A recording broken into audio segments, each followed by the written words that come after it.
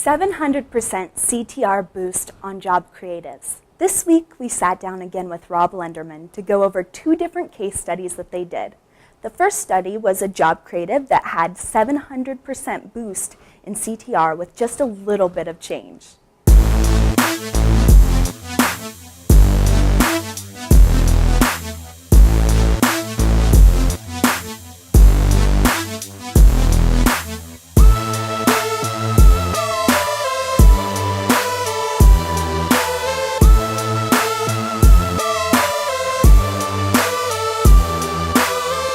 Hi, Rob. It's great to see you again.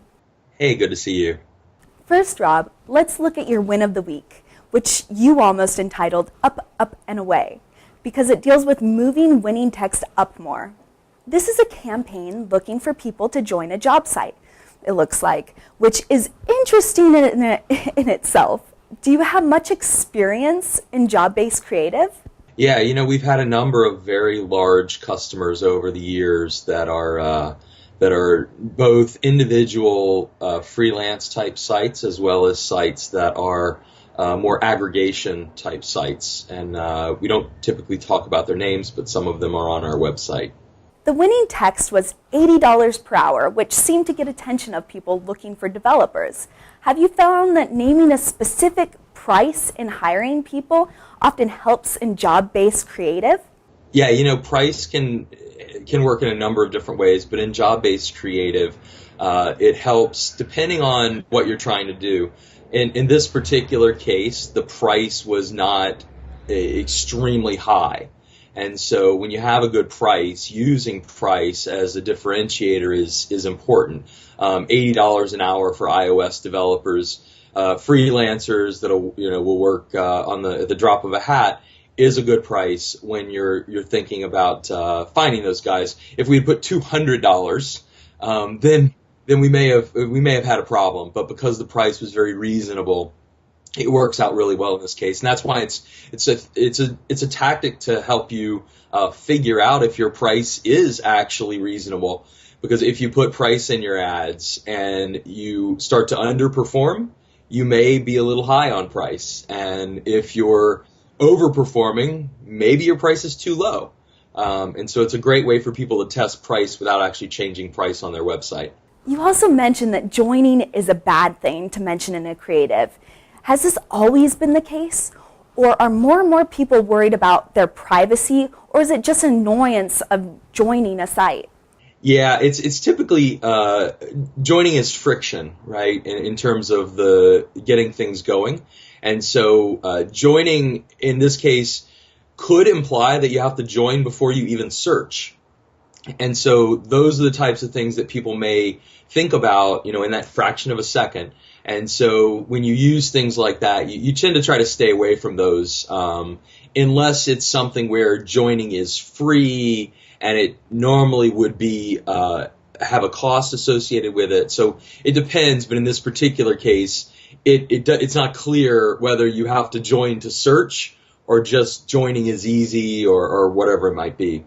Also, this week we wanted to talk a bit about another case study where you mentioned that you should avoid using classified ad speak.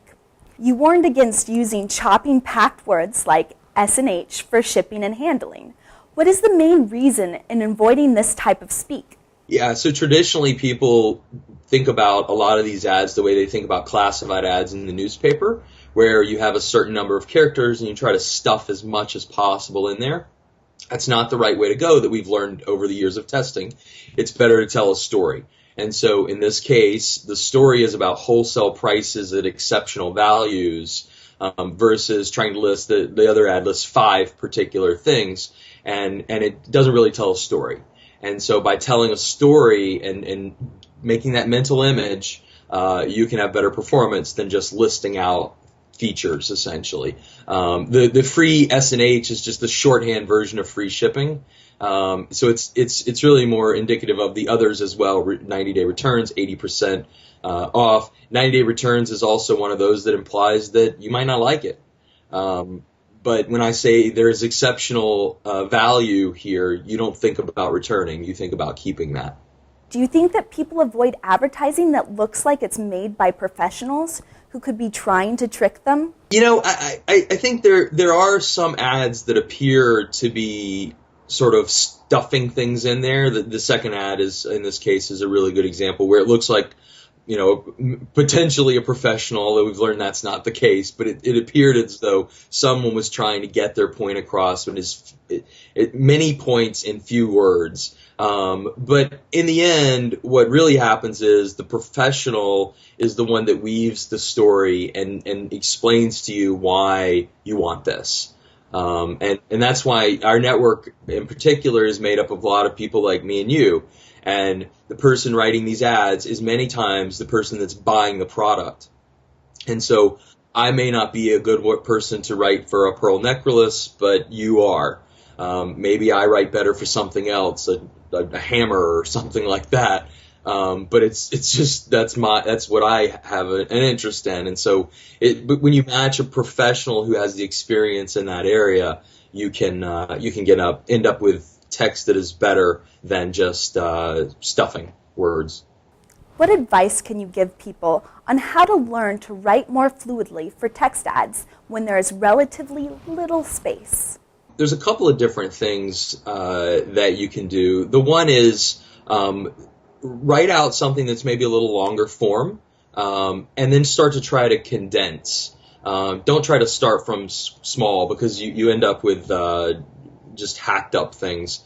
But if you write maybe a sentence that is trying to get your point across and then start to pull out the words that aren't necessarily as important. This ad in the second one, wholesale prices now for pearls of exceptional value. Every word counts. And so that could have been explained in a much longer sentence, but they've taken that sentence and they've condensed it down to where it's a short form that does fit in. Also, don't be afraid of using both lines as one long line. Because this is a good example where they did that. A lot of times people try to think two lines and they artificially break what they're trying to say, and they can't actually fit it in. But when you have two lines, you actually do have enough space for a good sentence, which again tells a story versus listing things out. This is Jennifer Selleck with Performance Insider.